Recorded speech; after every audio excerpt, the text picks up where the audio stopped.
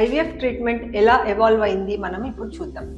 ఈ పద్ధతి ఇన్ఫర్టిలిటీ ప్రాబ్లమ్కి ఒక మిరాకులస్ సొల్యూషన్. దీని హిస్టరీ ఏంటి? నిజానికి 1950s నుండే యానిమల్ స్టడీస్లో ఎగ్స్ని ల్యాబ్లో ఫర్టిలైజ్ చేయడము, పిండంగా తయారు చేసే పద్ధతి, వీటిపైన పరిశోధనలు జరిగేవి. అయితే 1978లో మాత్రమే ఇవన్నీ సక్సెస్ అయ్యి ఇంగ్లాండ్లో మొదటి ఐవీఎఫ్ బేబీ లూయి బ్రౌన్ పుట్టింది. కొన్ని మంత్స్లోనే ఇండియాలో కూడా మొదటి ఐవీఎఫ్ బేబీ కాల్కటాలో జన్మించింది.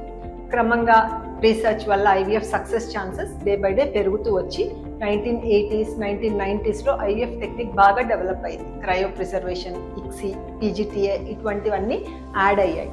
2000స్కి వచ్చేసరికి ఐవీఎఫ్ ఒక మెయిన్ స్ట్రీమ్ ట్రీట్మెంట్ ఆప్షన్గా మారిపోయింది.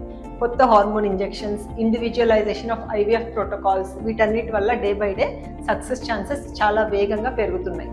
ఇప్పుడు ఆర్టిఫిషియల్ ఇంటెలిజెన్స్తో కూడా ల్యాబ్లో సక్సెస్ పెంచడానికి మనకు త్వరలో కొత్త టెక్నాలజీ కూడా రావడానికి అవకాశం ఉంది.